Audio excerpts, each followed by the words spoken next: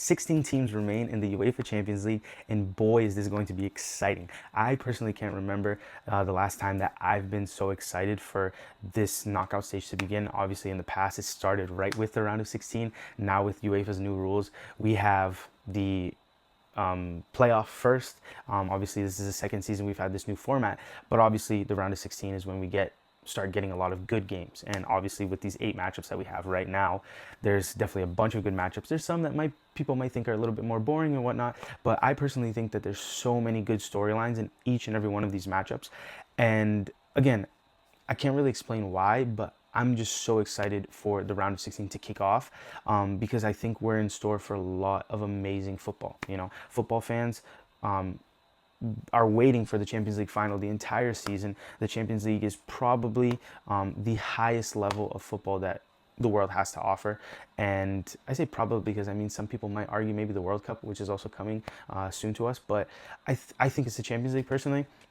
And I don't know, it's just something I'm feeling, and I can't really put a finger on it, but I'm so excited for these matchups to start, and I really want to get into each and every one of them, break down the storylines, break down what I think is to come, and I think we can just get straight into it. Obviously, the 8 matchups, we're looking at PSG versus Chelsea, we're looking at Liverpool versus Galatasaray, we're looking at Manchester City versus Real Madrid again, yes, we're looking at Bayern Munich versus Atalanta, we're looking at Barcelona, Newcastle, Bodo Glimt and Sporting, Atletico Madrid and Spurs, and Arsenal and Leverkusen. And so I think PSG versus Chelsea, obviously the first 4 matchups that I mentioned are on the left side of the bracket, and the other ones are on the right side of the bracket. And one of the main storylines that's already being thrown out there is that the left side of the bracket, obviously when I say left side, is because if you look at the picture that UEFA posted, these are the teams that are lined up on the left side of the image. That is like, you're going to have to kill a lion, kill a bear, behead Goliath, and you're literally going to show up like almost dead to the final because of all of the matchups you're going to have to go through. Whereas the right side of the bracket is the cupcake walk. You know what I mean? You have Barcelona, Atleti, and Arsenal all on that other side, but the majority of the powerhouses all landed on the other side. And so I'm going to start breaking it down from the left side, going to the right side. And obviously, PSG and Chelsea would be the first game. This is a matchup that we haven't seen in the knockout phase in a while, but I do remember that they faced each other off 2 years in a row in the knockout stages. And when I think of this matchup, the first thing that comes to my mind, as the Jose Mourinho lover that I am, is the Demba Ba goal at Stamford Bridge. Obviously, Chelsea had lost the first leg 3-1 at the Parc des Princes. Come to the second leg, Stamford Bridge, win 2-0, and at that time, the away goal rule still existed, and obviously that Demba Ba goal, but not just the goal, but the celebration that Mourinho has after, just running down the touchline to the corner flag to celebrate with his team. That was awesome. So that's the biggest memory I have for PSG and Chelsea, and I think it'll be a good matchup. Right off the bat, to me, PSG is going to be the team that's going to go through. PSG is going to go through, and I think they just have too good of a team to not go through. I think that Chelsea is going to give them a fight, but Chelsea has been just on a downward trajectory ever since the sacking of Maresca. I think Maresca, with all the flaws that he had, I think that he was able to get his team up for big games. They did beat, obviously, PSG in the final of the Club World Cup. Call it a Mickey Mouse trophy if you want, but they were there, they were playing, and Chelsea put on a show in that game.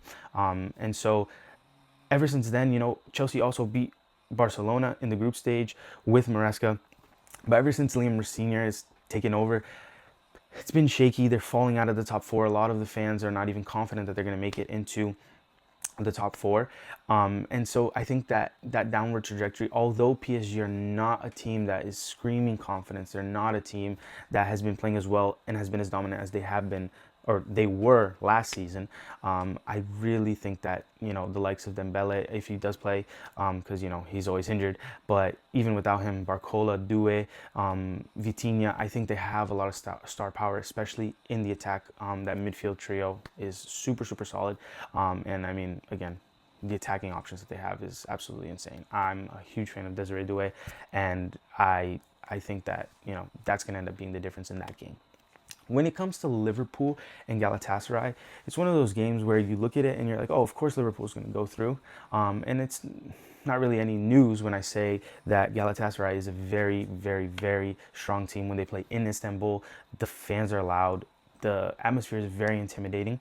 And obviously that will play a factor. You saw what they did when it came to playing against Juventus. They were able to get the result in the first leg, and even though they probably didn't deserve to go through when it came to the second leg, that very controversial red card for Lloyd Kelly, which to me shouldn't have been a red card, that kind of threw Juve out. And even after going a man up, Gala still let Juve back into the game with 2 extra goals. So I think it's going to be the same thing. If Galatasaray can come out of Istanbul with the result, maybe they can try to see it out in Anfield, but I just don't see that happening. I think that there's levels to the quality of players that each team has. Juve are actually one of the weakest Juve sides that we've seen in recent history, and they were able to basically snatch the qualification to the round of 16 from Galatasaray's hand, but they just let it slip. So I think when we're talking about Liverpool, when you're talking about, again, the level of players they have, even though they haven't been having the greatest season, a lot of people thought they were going to win the Premier League as a whole, you know, with all the signings and all the money they spent. But I think that they are kind of coming up. They're kind of hitting form at a good time. And for that reason, I think that Liverpool is going to go through. I think they'll be able to get a draw in Istanbul, and then coming back, they'll take care of business at Anfield, and they'll be going through. When it comes to Manchester City and Real Madrid, aren't we all sick of seeing this game? Like, legitimately, we've seen it so many times, and people are saying like, oh, UEFA fixes this. Honestly, they'd be dumb if they're fixing it. They'd be dumb if they're pulling this match, because people are so tired of it. It's become such a saturated match. Like, it's almost a guarantee every single year in the Champions League, to the point that, like, why would they do it? People are getting sick of it. You know, I don't know. I'm excited for the match because, again, regardless if we're seeing it all the time, I think that, again, if you're looking at a depleted Real Madrid squad that hasn't been convincing, did not convince against Benfica in the last round, so many injuries, and then a Manchester City that, again, I keep going back to this, like, hitting form or falling out of form at the right time, but Manchester City just opened up their eyes to the fact that they can actually win the Premier League, and they're getting better. They're getting better. They're hitting their form when they should, which is now at basically the final stretch of the season. And so I am excited for the game, but again, it's something that we're seeing all the time. Honestly, there's no way that UEFA is purposely doing this, because I think they'd be shooting themselves in the foot if they actually are doing that. But in this game, or in this tie, I'm going to go with Manchester City. I think Manchester City, again, they're, not to be so repetitive here, but they're hitting their form at the right time. And Real Madrid, you can never count them out in the Champions League. They are the kings of the Champions League. But Manchester City is doing better than them at this current time. And again, they're just not convincing me. I think that Mbappe and Vinny do not work together. I think obviously Arbeloa is kind of just trying to mend the pieces together of the mess that was left with Xabi Alonso, and he's been doing a good job with that. He's been making the players feel a little bit more comfortable, but at the end of the day, I think that when it comes down to the chess match between Arbeloa and Pep Guardiola, there can only be one winner there. And again, I might look like an idiot looking back at this video after the round of 16, because again, Real Madrid is a team that you can never count out in the Champions League. They're the kings of this competition, but I just don't see them making a far run in this tournament. I really don't. I think it ends here at the round of 16 to Manchester City. Bayern and Atalanta. Yeah, this is a tough one. Not to pick who's going to pass, obviously, because Bayern Munich are going to go through. I don't think there's any secret there. I think it would be a huge surprise to me if they are able to find a way to not qualify, or obviously on the other side, Atalanta find a way to qualify, not to dismerit them at all. I think of all the ties last round in the playoff, I think that was the most interesting tie, of Atalanta versus Dortmund, and the way they came back after losing the first leg in Germany 2-0. Raffaele Palladino is doing a great job for them. After they fired Juric, he comes in. He's a young manager. He was with Fiorentina. He resigned. He thought that they didn't really offer him a project, and he's kind of waiting on the market. There's rumors that Juve are actually interested in him after they let go of Igor Tudor, but he doesn't end up coming. They bring in Spalletti, and then Palladino lands in Bergamo, and he's been doing amazing. He came in, hit the ground running, especially in the Champions League. In the Serie A as well, they've been picking up some good form, but in the Champions League is where he's really made his biggest statements. And I feel for him. I feel for Atalanta, their fans, because obviously after that, those the heroics of the last round, now they're up against Bayern Munich, who to me probably are the favorites to win the whole thing. I didn't see what the odds are and who is the favorite according to the bookies, but I'm pretty sure it's probably, if I had to guess, it's either Arsenal or Bayern Munich. So I hope Atalanta can give them a game. I think they definitely won't just roll over and let Bayern kick them, but Bayern Munich is definitely going to take this tie. I think Vincent Kompany is doing a very good job. Hello, Lucas. My friend was having a debate with me the other day. He said that Kompany was a top 10 coach in the world. I said, hold your horses, not there yet. But he's proven himself to be possibly breaking into that list with the job he's doing at Bayern Munich. And man, you know, their front three with Luis Diaz, Kane, and Olise, insane. Probably one of the best front threes, attacking trios. Left in this competition, and obviously you still have Gnabry, Musiala, Kimmich, Neuer, players who obviously in Kimmich and Neuer that have the experience, that have won the trophy before. So Bayern's going to go through there. Barcelona and Newcastle is interesting. Obviously, they've seen each other already in this competition this year. Marcus Rashford heroics at St. James Park, and I think it'll be similar. I think Barcelona have a very, very weak defense. That's their biggest hole. That's their biggest weakness. It is their Achilles heel. They cannot defend. But is Newcastle going to pose so much of a threat to them going forward that Barca won't be able to outscore them? Because that's kind of where Barca's at. It's like, we're going to outscore you. We know we're not good at defending, so we're going to put as many goals past you as possible. This weekend right now, Lamine Yamal scored a hat trick. They beat Villarreal 4-1. And that's their thing. They score goals, they entertain us, and I don't think that Newcastle is necessarily going to be able to shut them down. And, you know, do we really trust Anthony Gordon, Harvey Barnes? You know, they have, I'm going to completely butcher his name, but the German striker that they have, Voltamade, that's definitely not how you pronounce it, but regardless, are those going to be the people that are going to really make Barca pay for their lack of solid defending? I don't think so. So Barca's going to be able to go through on that tie. And as we move down, another Spanish team, Atletico Madrid, will be taking on Spurs. I think this is one of the matchups that I've been hearing a lot of people talk about and say that they're not really interested in. That's probably going to be one of the more boring ties. Because obviously Atleti is a super up and down team. You know, they can lose to Real Betis, they can lose a game that they should be winning, and then they smack Barcelona 4-0 in the first half. So they're very inconsistent in that way. And I think that maybe that's a reason why people are a little hesitant to really get up for this specific tie. But I think it'll be pretty straightforward. I think that Spurs are going in full-on survival mode. They're literally in a relegation battle. I think they definitely won't be relegated, but I think that Igor Tudor is going to put most of his focus into kind of building up those points. It will be interesting to see where they sit at the table when it comes time for this game. I think that could be a difference maker. But Atletico Madrid, they're more accustomed, you know, to getting to these matches. Under Simeone, they've been to 2 Champions League finals and they lost both times to Real Madrid. But they do have a little bit more of pedigree in this competition. Well, actually, I wouldn't even say a little bit more, even though they've never won. They have a lot more pedigree than Spurs, who, you know, under Poch made it to a final, but they're never really making deep runs in the Champions League. And Atleti, you know, they've had not only those 2 final runs, but they've, you know, made it to the semifinals against Barcelona.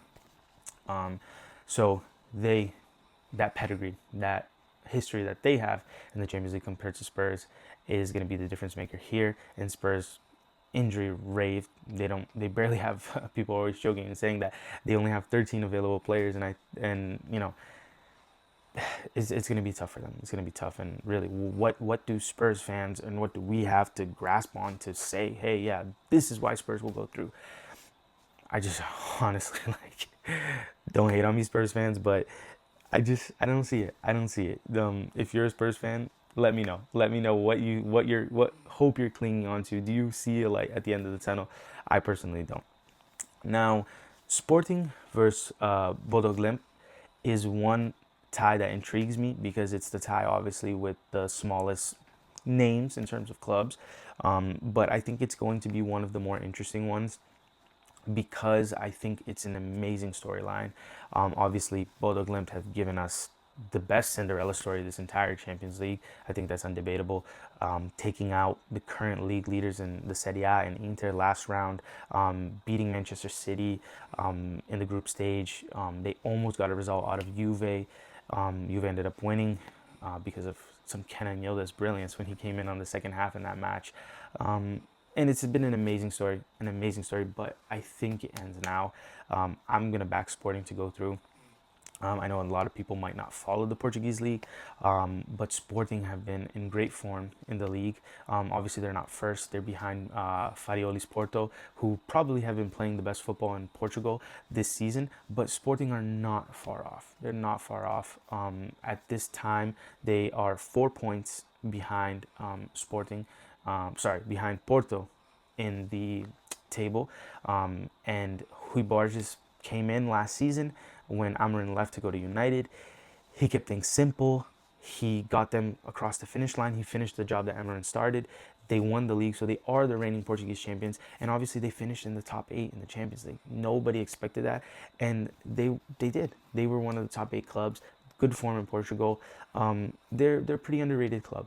They're a pretty underrated club, and they're doing very well this season domestically.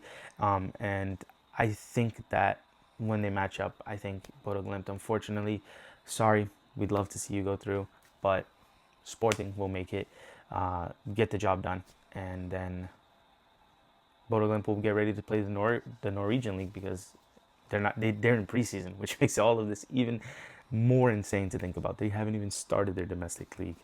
But yeah, I'm backing Sporting, Portuguese Lions, to win that tie there.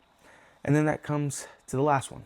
The last game that we have, the last tie, Bayer Leverkusen versus Arsenal. In that game, that tie, to me, again, is a little bit like Atalanta versus Bayern. I think those two ties are the most unbalanced ones. I think those are the two that have the biggest favorites. And those would be the two that I'm very, very surprised if something else happens. I'm pretty confident. That didn't sound confident at all, but I am very confident that both Bayern and Arsenal will go through. If you look at some of the other ties, Barcelona gets upset by Newcastle, because that's the other thing. In football, what we expect to happen usually never happens. There's always, again, nobody expected Bodo Glimt to eliminate Inter. I don't think anybody expected that. No matter what way you felt about Inter and Kivu and anything going on at Inter, nobody expected that. So upsets always happen. I just don't think that it will happen in these two ties. Obviously, I'm predicting, for example, PSG is going to go by Chelsea. But if Chelsea knock out PSG, I'm not going to think that, like, oh my gosh, like, I wasn't expecting like that. Like, yeah, it could happen. It could happen. But those two to me are the ones that I'm the most convinced by. And Arsenal's going to play their boring brand of football. They're going to probably score a couple goals off set pieces across the two ties.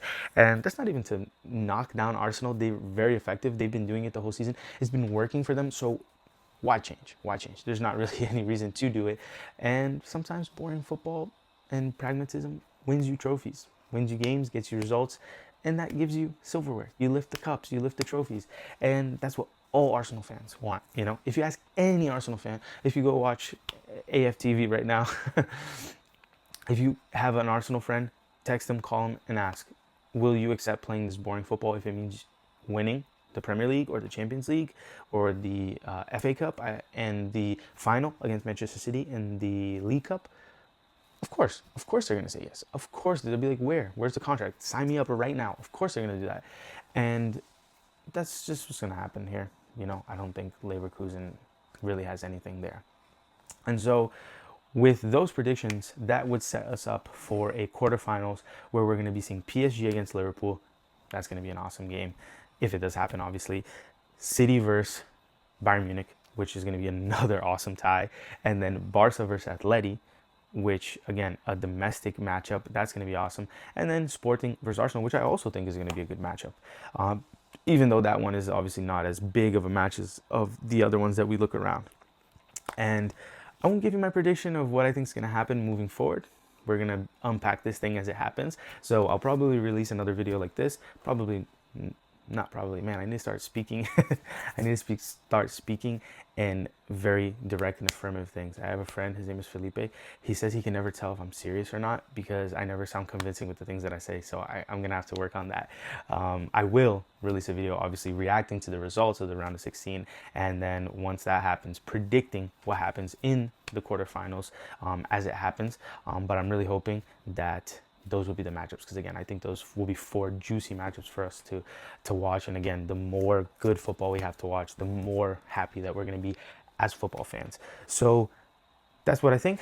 Those are the storylines, and I really hope you enjoyed watching this video. If you did enjoy watching this video, hit the subscribe button, hit the like button, leave your comments, share the video. Obviously new to this world of content creation, YouTube, whatnot, and I'm really looking to build a community to back Crespo FC. I really want to build a community of people who love the game, who are fanatics of the games, and who like to talk about it. That's why I'm here. That's why I'm in front of a camera filming myself, because I always want to talk about this. I'm a madman for football. I'm an absolute fanatic, and I'm always looking to talk and discuss and share opinions. So why not put it out on YouTube and hopefully build an amazing community of people who love one sport, and we're all brought together by that one common love. And we're here chatting and debating and giving opinions and all of that kind of stuff. So again, guys, please, please, please help me out. Subscribing, liking, leaving your comments, and I hope to see you guys in the next one.